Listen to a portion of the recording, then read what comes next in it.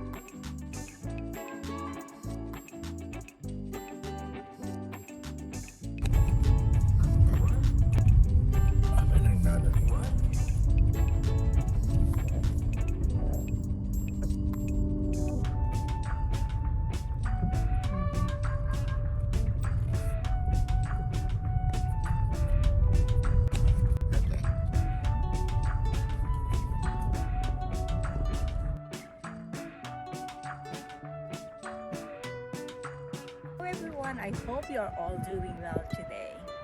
On today's video, I'm taking you to Eagle Mining Company.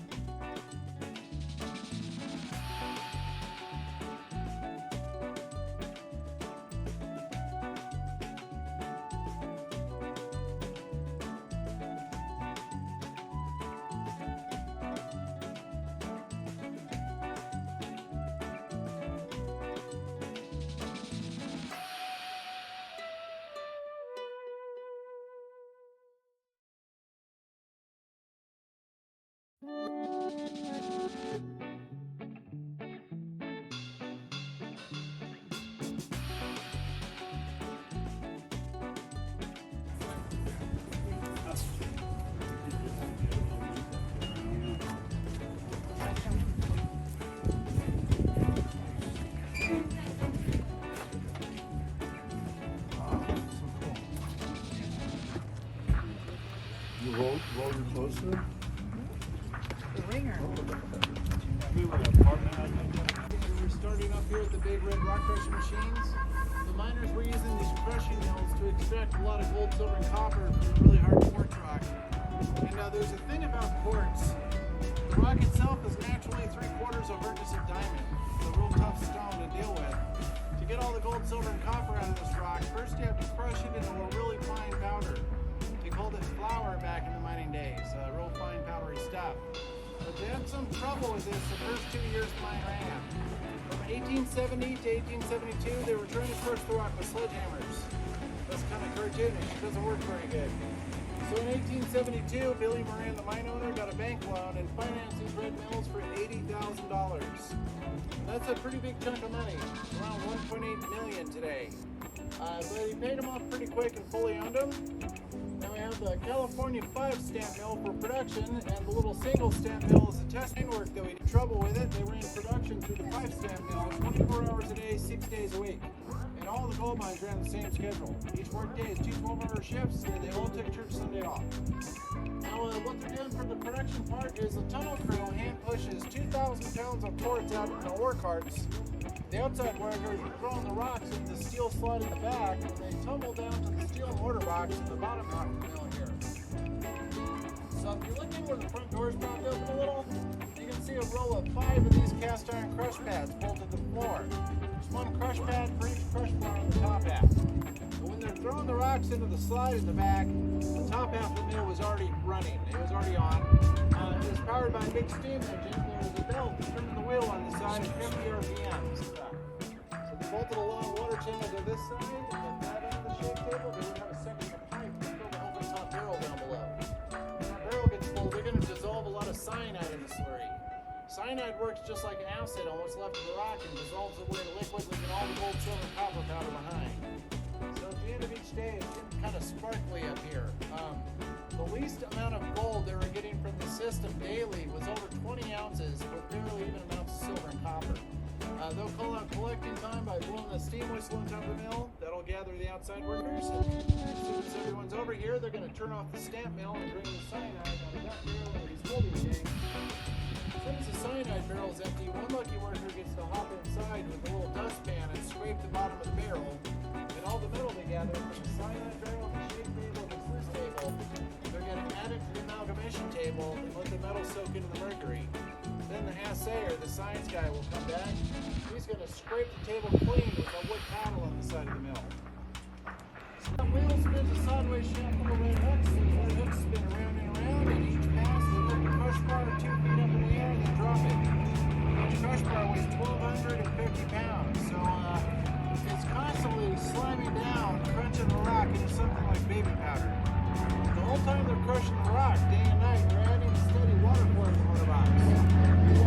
These crush bars slamming down so fast, it keeps everything stirred up into what they call a slurry. So the slurry they're making, it just pours in a straight yard and it flows through the extraction system like a little stream. So now we have 4 different types of catch systems in a row to trap all the gold, silver, and copper. The first table, they catch most of it. This is called an amalgamation table, and they catch 85% of the gold, silver, and copper right there. Back in the mining days, this whole tabletop was covered with a sheet of copper, and one of the workers smears mercury all over the copper table with glove and rag. They're using mercury there because it has a special attraction to the metals they're after. I think we all know the gold, silver, and copper are not magnetic metals, but mercury has a natural electrical flow in it that tries to draw the metals together. The second gold, silver, and copper touch mercury, you get a natural effect called amalgamation.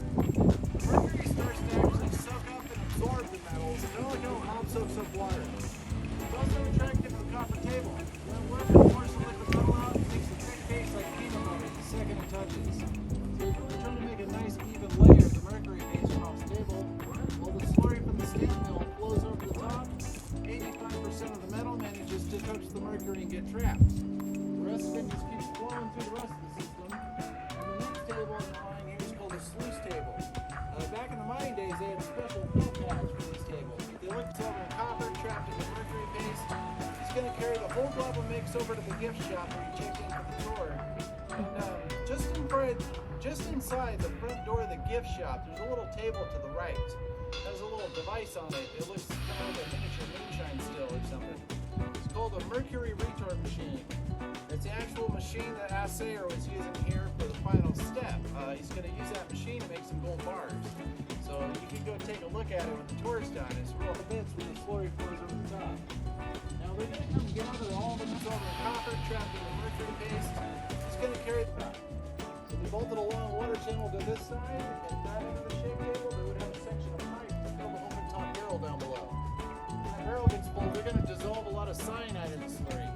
Cyanide works just like acid on what's left of the rock and dissolves it away to liquid, leaving all the gold, silver, and copper powder behind.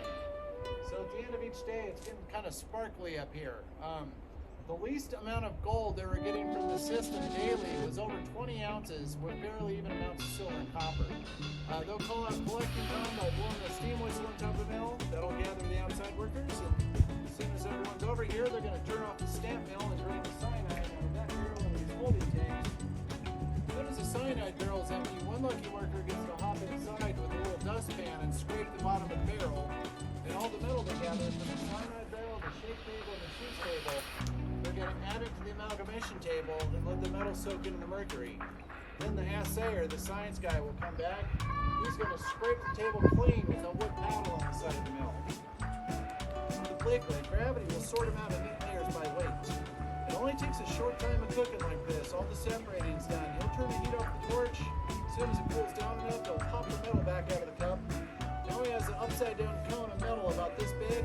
It has a nice gold button on the bottom, a layer of silver in the middle, and the copper on top. A couple good smacks with a hammer, and a layer is broken apart clean, kind of like Legos.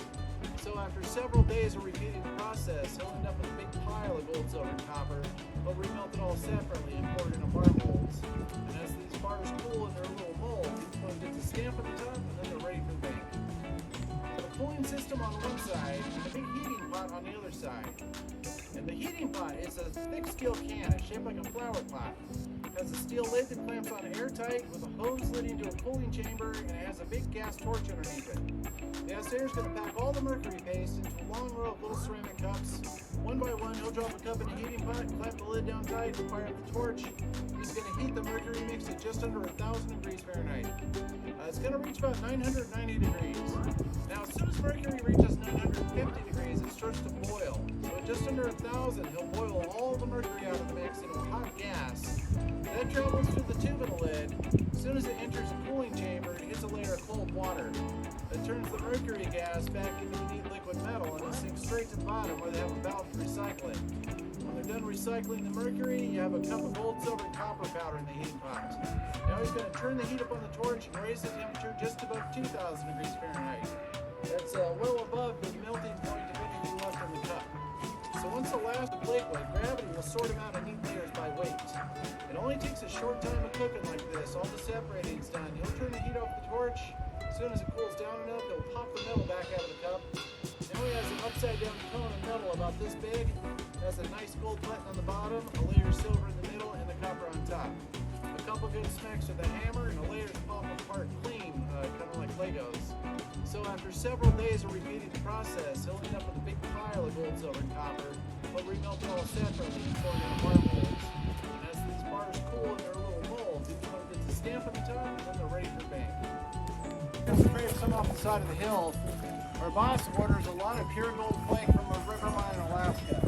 He's put a lot of gold in all these water troughs, so everybody should be able to find some. Just give us 3 easy rules to follow. Gold is very expensive. An ounce of gold weighs about the size of a sugar cube, and it costs about $2,400 for an ounce. So it's catch and release here. We can't take this gold home with us. The other thing is don't let even a little bit of sand spill on the ground or up in the wood rails. So we'll lose a lot of gold that way too. The other thing is don't actually touch the gold that you see. Gold's a real amazing metal. It has a lot of weird abilities like a superhero. Most of it has to do with electricity, but one thing gold's extremely good at is grabbing onto oil. We all have nice oil on our skin, so if you touch the gold, it's going to take a really nice fingerprint from you, and that'll make it float on top of the water. So if you see a gold flake floating on the surface when you're using the pan, that's what's happening. It's real gold, it just has some oil on it. Now the most important part of your gold pan are the ridges inside. These ridges work like little brick walls for the heavy gold when you shake the sand over the edge. So make sure you hold the pan from the opposite side of the ridges. And when you're using a gold pan, water's your very best friend. Grab your skip of sand, and all the way under the water, you want to shake it kind of rough. You want your whole sand pile to move around like jello for about 20 seconds. That's going to shake all the gold to the bottom of your pan. Then you can tip it a little while you shake the sand out over the ridges. And you see I'm being a little rough with my sand. Gold is about 3 times the weight of lead. It's going to hang out right in the bottom there. So it also takes a lot of practice and skill before you can shake out all the sand. Just keep the last little bit, about this much, and we'll do a trick called the backwash. To do the backwash, first make sure the gold's all the way at the bottom. Give it another good shake under the water. And when it's ready, we're going to change how we hold the pan. For the backwash, you want to get the sand out of the water. So I'm going to hold it at a nice steep angle so the sand's up in the air. And you know how at the beach near the waves where the sand is a little wet, it packs down like a sidewalk and you can ride bicycles on it? We're actually going to use that here. Let the water drain out of your sand, and wet sand is going to pack down like concrete on the gold. It'll hold it still while you gently rinse the sand off the top.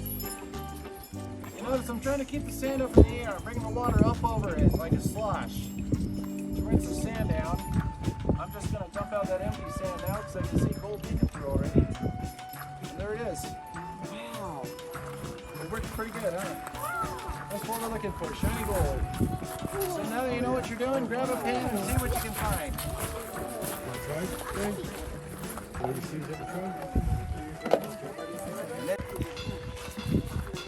How you both floating on the top?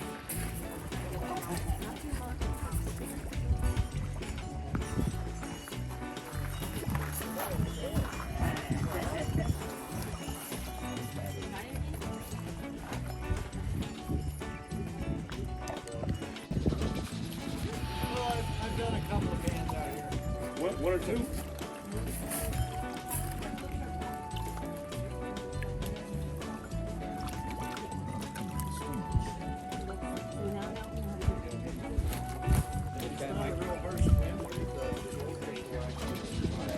Gold painting. Did you see anything? Yeah. Then you can tip the pin in and shake the sand out over the ridges.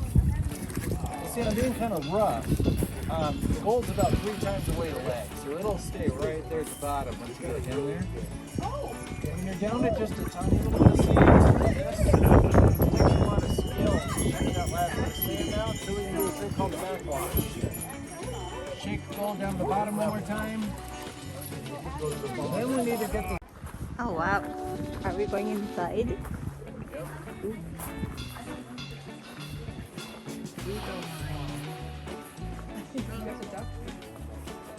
Yes.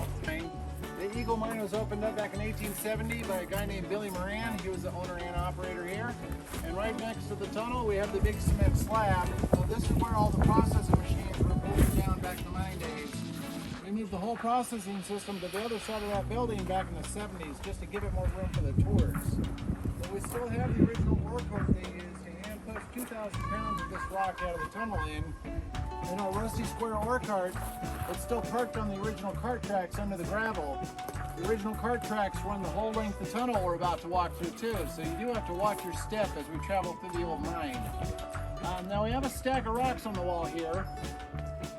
Back in the mine days, this was a very fast-paced work environment. It was real busy and hectic day and night while they were doing the mine work. These are some of the rich pieces of stone that got misplaced and never made it to the rock crusher. We stacked them on the wall here because you can see gold, silver, and copper in all these rocks. This is the richest one on the wall right now. Take a close look. It has kind of a dark patch on top. It's really dense with powdered gold, silver, and copper on this spot. You can see it sparkle like glitter in the stone. But the front side of the rock, about halfway down here, we have a whole row of big gold flake embedded in the stone. We're going to see a lot of gold in the tunnel walls on our way through, and this is what you're looking for. Long rows of gold flake or the heavy sparkle in the stone. So your cell phone flashlights are going to come in handy as we go through the tunnels. Yeah. Well, not bigger, just more of it. Yeah, San Francisco is kind of like the dividing line for California. Below San Francisco, you only find gold in these mine flakes and powder stuck in the hard rock. Above San Francisco is where you have active volcanoes, and that's where gold nuggets come from. It's a lot easier to find that way too. So any of the harsh stories you hear about the first gold rush, they had it easy. This is where the real work was, actually inside the tunnel. Now, I get to tell you about some of the hardships they had to deal with back then. We have 235 of these gold mines in Julian. They all opened the same year, 1870. Quite a while before we were commonly using electricity. They never had electric power in the tunnels back then. This was the miner's only light for a 12-hour shift underground. A candle-powered cowboy hat. That's hot. Pocket full of these little candles during his 12 hours of work, just lighting one with the other as they burned down. But the sardine can the candles in was the most popular reflector dish in those days. I don't think it did a lot for the candlelight, but it did pretty good at keeping your hat from catching on fire if you had to pick your tools up off the floor. I think it was a lot more useful that way. But our first stop isn't too far into the gold mine, so let's all get inside. Come on, guys. Into the hole. Yeah, that hat just like that. We have 3 of them. Oh, there's a key too. What's that? Your hand? Rock.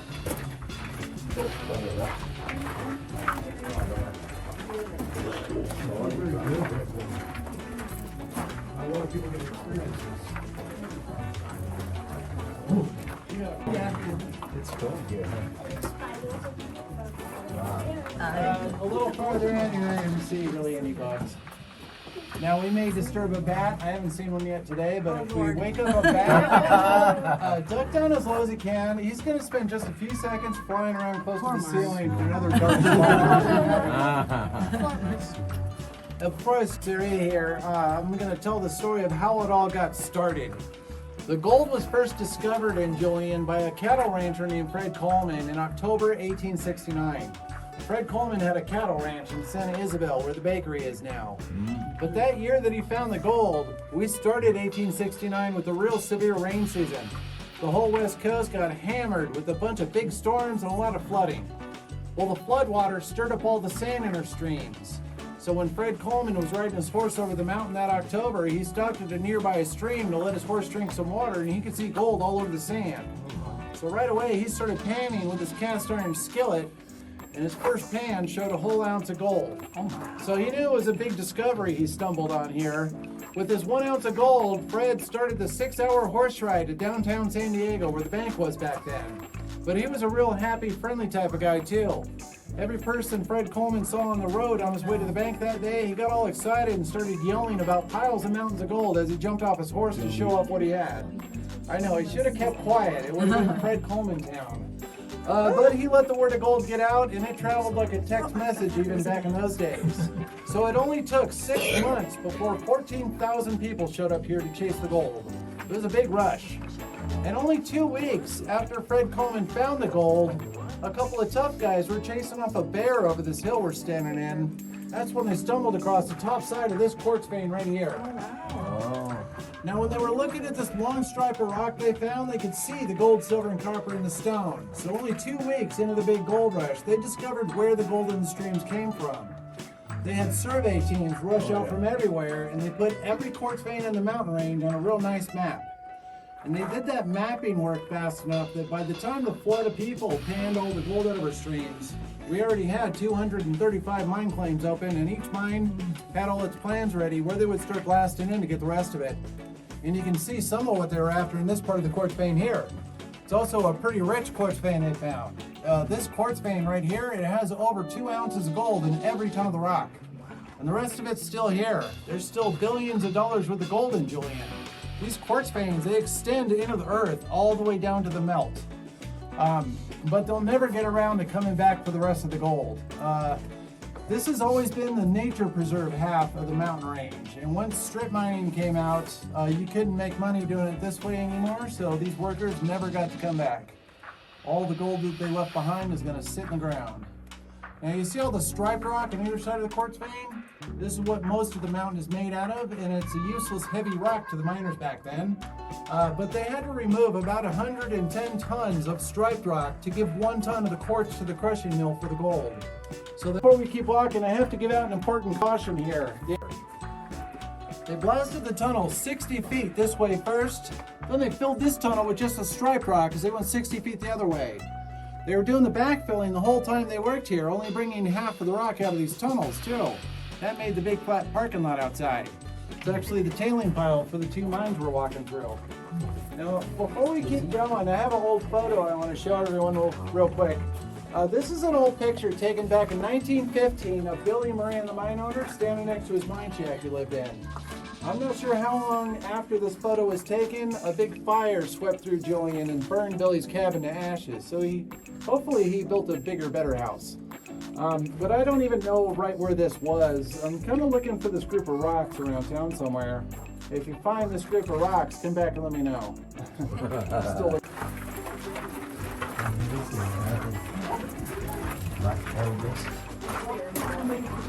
Mom, you're so smooth.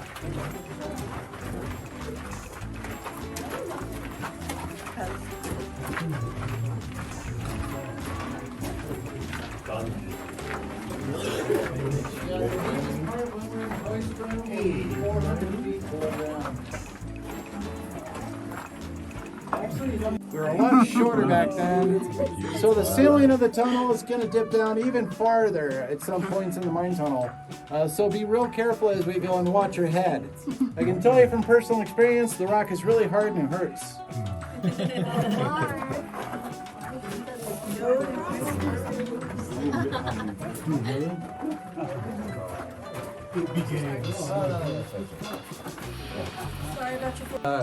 Does everybody remember hearing about the big Easter quake quite a few years back now in El Centro? It was a 7.2.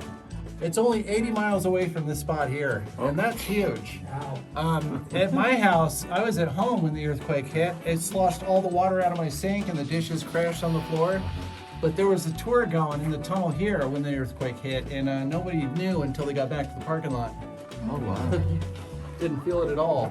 Now this is where they reached the next quartz vein in the gold mine. Remember that first quartz vein? They were getting over 2 ounces of gold from every ton of that rock.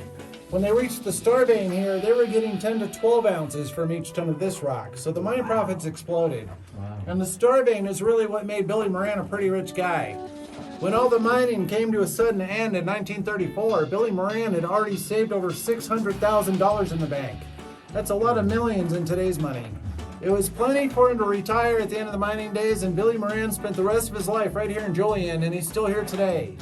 He's at the other end of this hill in the middle of the public cemetery. Living, but he's still here. Now, because of how superstitious we were in those days and the gold richness in the star vein, instead of blasting both directions and taking all of it, they went over 200 feet this way. On this side of the tunnel, they cleaned up the quartz vein and kept it around as a good luck charm for the mine.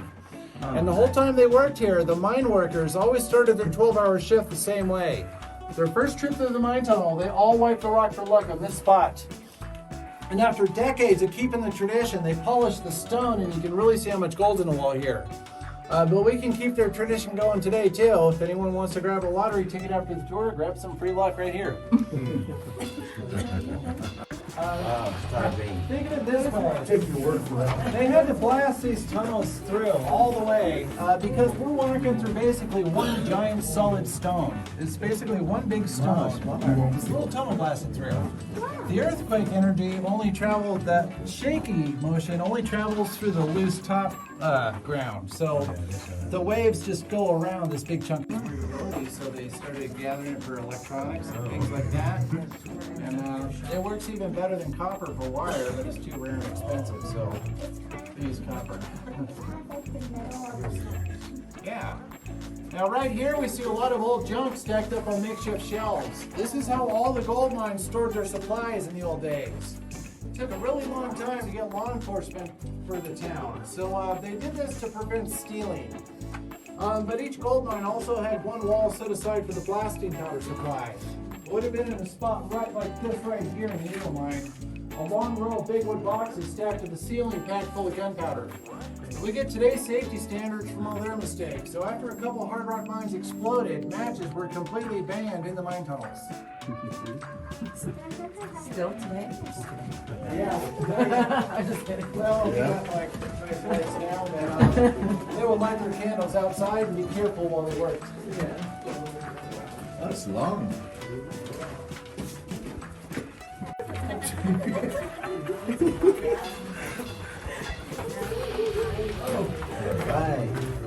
Right. Oh, wait, this isn't that bad. Yeah. No, actually, You have to go through like old mythology kind of, they thought it was the middle of the god, so. Eagle mine. It's a pretty small gold mine. It only has one mine level. We just blocked the whole main tunnel and I can still see outside. When we walk into the support structure behind me, we're walking into the High Peak mine. The High Peak mine has 11 mine levels. It's a really big mine. We're gonna walk into it right in the middle on level 6.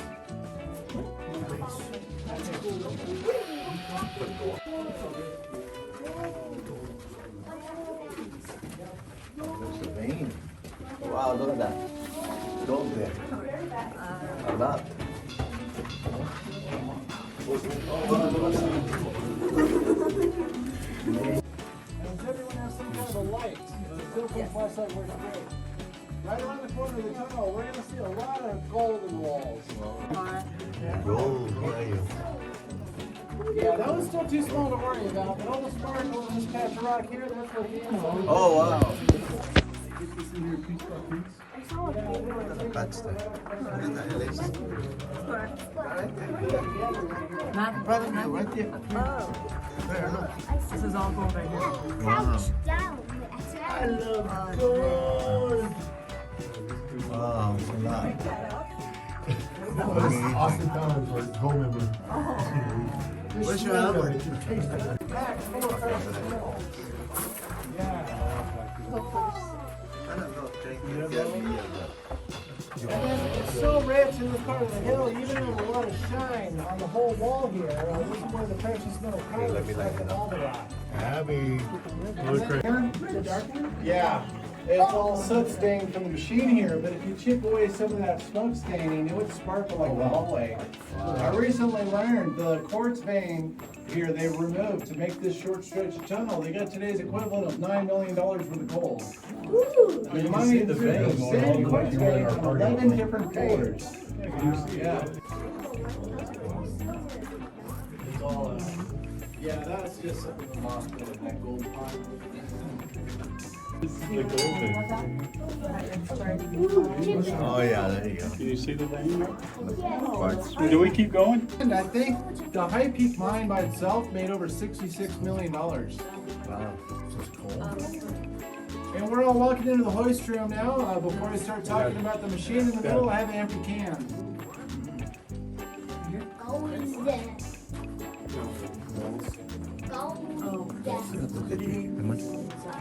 This is that vein. I have an empty can. Before I start talking about the machine here, let's all be as quiet as we can and I'll toss it down the pit. 425 feet, straight down to the bottom. You guys ready? Yeah.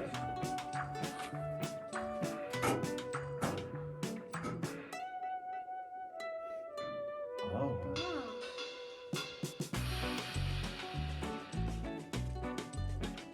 That's it. You never hear it. And then you hear, ow! A pile of cans at the bottom. All right. I had a big room in here one day and I turned around and said, something grabbed it. Don't lose your phone.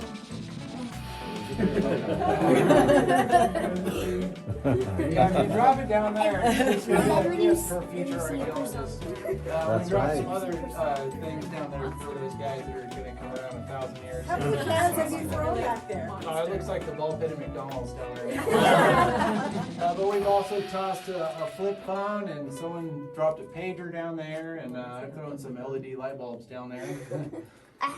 But anyways, we're in the hoist room now, and this is the hoist machine. It's basically the elevator engine for the rusty hoist bucket over there.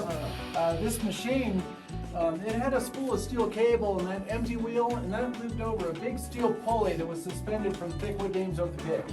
Now, the company that built this engine for their hoist machine made the same exact engine for probably everything they could in those days. This is also our very first fire truck engine. It's pretty neat, and I bring that up because our first fire truck engine gets 150 miles to the gallon. They're extremely fuel efficient. They call these things hit and miss engines. We're using heavy weighted wheels for centrifugal force to keep the engine up to running speed between power bursts. It only fires once in the cylinder chamber here for every 7 to 10 revolutions. That gives it the fuel efficiency, but these machines were also designed to run on literally any flammable liquid for gas. And that really saved them the last workday that happened here. The very last day this mine ran, back in 1934, one of the mine workers started his last work shift by knocking over the fuel supply for the machine here. You can't imagine that was an accident. I think he was trying to go home early, but it didn't happen. They raided the liquor store in town and ran the machine on moonshine the rest of the day. But these things were built to last too. You can look it up on YouTube and see them driving the first fire trucks in the parades. This one right here hasn't had any maintenance at all since the early 30s, and it would still start up and run. Oh yeah. Wow. Right here is one of the other safety items they used. This is the standard bell system for mining throughout California in the old days. They ring bells kind of like Morse code for the list of commands here. Every mine level below us has a boxing bell where it meets the vertical shaft, just like this one. It's a little here, so I want to cover them up real quick.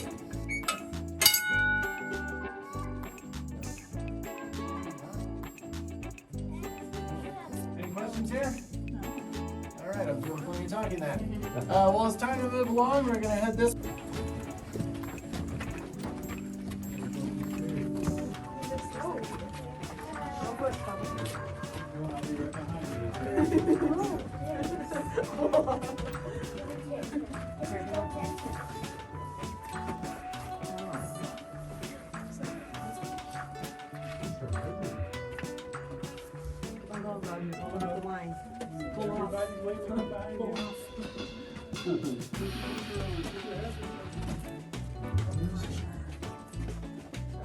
This is movable.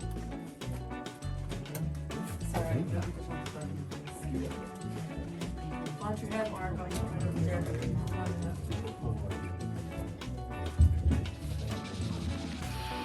This fool. One more. There we go. Oh, another. Right here. Oh, I got it. Wow.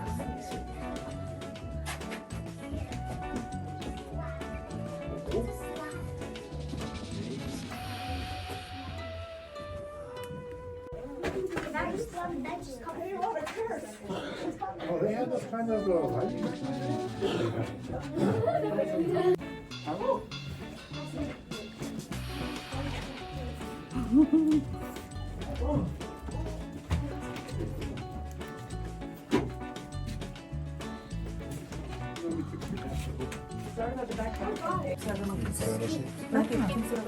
This is an office? Yeah, this is the boss's office. From here, we're gonna head back this way as far as we all can anyway. They blasted a little room in the tunnel back here just for Mr. Boswell, the underground foreman. We're gonna visit what's on. But right now, I'm gonna use this little candle to show everybody what it was like to be a mine worker here 100 years ago with that goofy candle hat we saw up front. I'll get my candle hat lit. Let's make sure all of our phone lights are off. Are you guys ready for this? Oh, they're off. Wow. Yeah, and this is it. This is all the light they have. Their whole 12 hours underground. If there's a group of miners working on a task, one worker will keep his candle going. Everyone else will put theirs out to conserve oxygen. And remember earlier, I said there was no matches allowed in these mine tunnels back then. So what do you think it would be like if you were sent to go get a tool somewhere and you tripped over the cart track? Yeah, you're left in this complete darkness. You have to make your way outside like this to relight your candle. The last thing they would have ever done is track down one of their work buddies to get a light off his candle. It was a big deal back then. They don't want anyone to find out they tripped and lost their light. They'd never hear the end of it. Now, can anyone see the light switch? There we go. Wow, amazing. Yeah, I like being in the dark. Now you do, no? All right, any That's pretty questions awesome. here? Pretty good. One more time? Well, only once per tour. I'm not sure what kind of communication thing that was, but it did ring to somewhere outside. That's a, Well, let's head back this way. We're going to gather around the toolboard laying against the wall.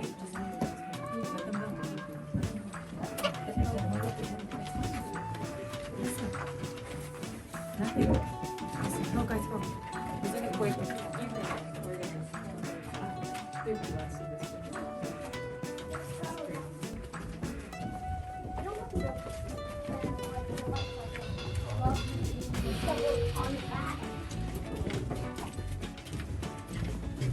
They don't have doors, so, I mean, if anything, they'll have it.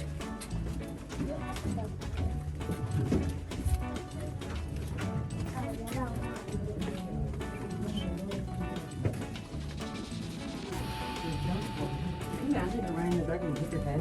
Oh, wait, I guess it's all short.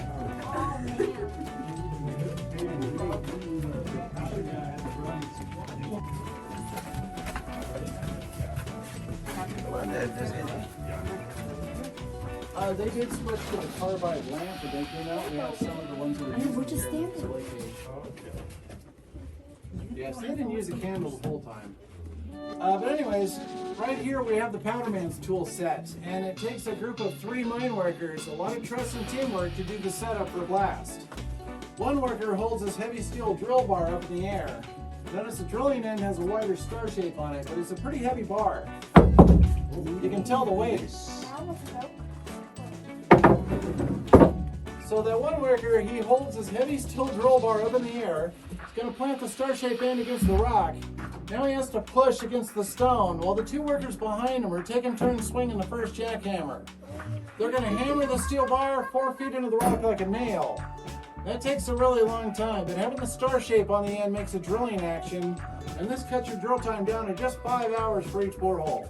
oh, But they're only using a set of 5 to blast the tunnel through, so it's 24 hours of setup work. Every time a hammer hits the end of the drill bar, the worker holding it gives it a quarter turn. then a hammer hit and a quarter turn. On and on till they're 4 feet into the rock. After 24 hours of this, it looks like a 5 on a dice in the wall. There's 2 at the top, 2 at the bottom, 1 right in the middle. Then you'll start the cleanup work. First, you grab the suction gun here. You push this tube into the borehole and you yank the handle back. It pulls the dirt and dust into the tube. You just pour it all on the ground. When you're done with this one, you grab the swap stick. The fluffy mop end makes it like a giant Q-tip. They need the boreholes shiny clean before planting explosives. You don't want any risk at all of a static charge building up when you're packing gunpowder into the wall. And they used regular gunpowder for blasting the whole time they worked here, even after dynamite was invented. So they were making their own dynamite sticks here in the tunnels. First, you're gonna pry the lid off a big box of Hercules blasting powder. Then you grab your cartridge stick and a newspaper. Wrap the newspaper around this wood club to make a hollow paper tube. When you're done with the wrapping, use a little piece of string to tie the end shut real good. Next, you grab the charging spoon here, the bottom tool. Use the big scooper end to fill your paper tube full of gunpowder. Then you're going to close the top of your charge by folding the end of the tube over like paper flaps. Next, you'll grab this copper needle and poke a hole right down through the top, and the powder man will give you a hollow grass reed full of gunpowder for the fuse. As soon as you poke that grass fuse into your charge, you have homemade dynamite. Make one for all 5 holes in the wall, push them all the way to the back. As you fill the rest with dirt from the floor, you have to keep packing it in real tight with a tamping bar. It's the only way to get that big boom in the powder lights. Now while the powder man is cutting the grass fuses, he's following a fuse timing sign like this one. It's called staggering the charges. He wants a quick row of explosions, not all at once. But he's also going to stay in the tunnel for the fun part to make sure it all happens right. So once all the setup work is done and the rest of the crew's gone outside for safety, the powder man's going to light up the fuses with his candle hat. Then he's going to run as fast as he can down this tunnel without letting the candle go out until he reaches the jump hole. We're going to see the jump hole on our way out. It's a big hole in the wall. But it's just seconds before the huge blast. He'll reach the jump hole and duck around the corner of the rock. When the first one blows up, he'll count them off. 1, 2, 3, 4, 5 huge explosions. Then this intense blast wave is going to shoot through the tunnel like a rifle bullet past the jump hole, dragging a lot of dirt and debris with it. It always blew out his candle hat when it passed and left him in the dark. As long as he heard 5 big explosions, everything turned out fine. He'll make his way out in the dark from the jump hole. But what if he only heard 4? Of course, he's going to give it a few seconds to make sure it wasn't a slow fuse, but eventually, pretty quick, he's going to have to, without his candle, run all the way back, find the charge that didn't explode. He's going to dig it out of the wall as fast as he can with the scraper and the charging spoon. And he is in a big rush. He knows as he's in the pitch darkness we saw when I dropped the candle, digging the last bomb out of the wall, that grass reed could be gently smoldering somewhere and catch the powder any second. And then, boom, no more powder man. The only thing we can do about that is give him extra pay to risk his life. The standard mine wage here was $5 a day, but the powder man got $5.50. Big bonus, huh? Were they all deaf? Were the powder men all deaf? Armed guard job outside. Anyways, we're on the way out of the gold mine now. We have 300 feet of tunnel to walk this way. We'll be on the sunshine again. Then on our way out, we're going to walk between some steel bars. Right on the other side of the bars, you'll see the jump hole on the left side of the tunnel. As we keep walking to the exit, you're going to see another big hole in the wall on the right. That is the High Peak Mine's only bathroom, and the 5-gallon steel bucket on the floor is called a honey pot. Right. Hey.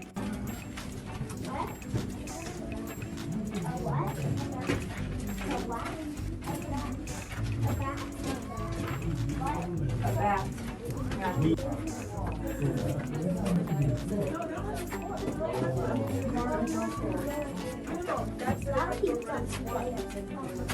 This is the jump hole.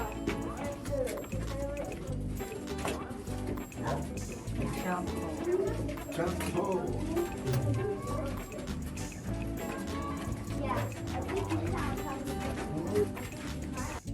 Okay, it's definitely getting lower.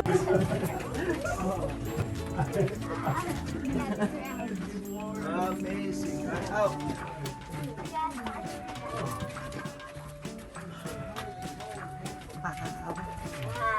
Now there's slide. Wow. Amazing. Is this the bath side? Oh yeah, get hot. We have new council within the area. That's why we kind of need to stay together as a group on our way back. Don't want to be the straggler. You enjoy life at the top of the food chain, right? That was Mr. Sprague's personal truck, the guy who bought this property in 1957.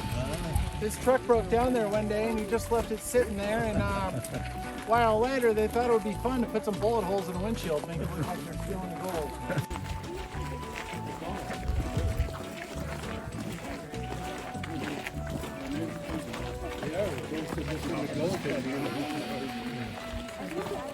Well, the good news about the mountain lion is if we had to run away from that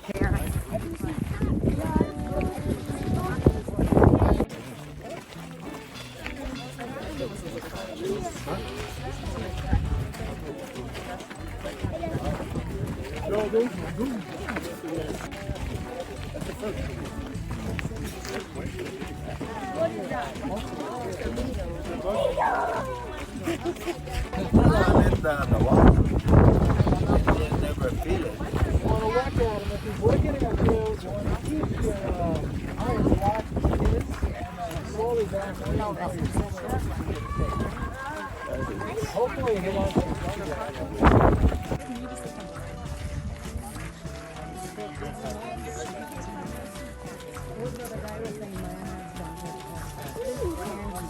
Yeah, can we go to the candy line? Candy line! Can we go to the candy line? That's the end of the tour. Yeah. Beautiful. It's another fun filled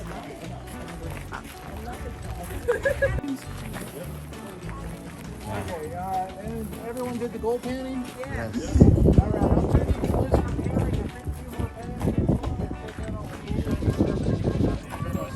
Thank you so much.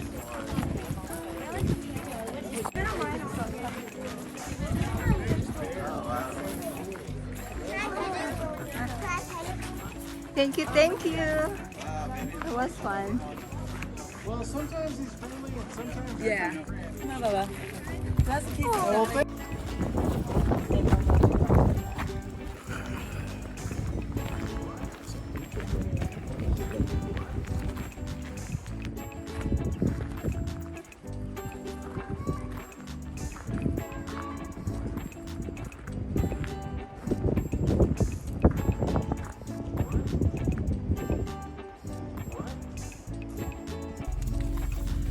Another Fun-filled day in paradise. All right. Okay guys, we're heading back home. It was a fun-filled day and a lot of walking inside the tunnel. Beautiful. Everyone, thank you very much for watching. I hope you like my video clip today. If you haven't subscribed, like and share, please do it now. Again, thank you very much. Love you all and God bless. See you in the next one.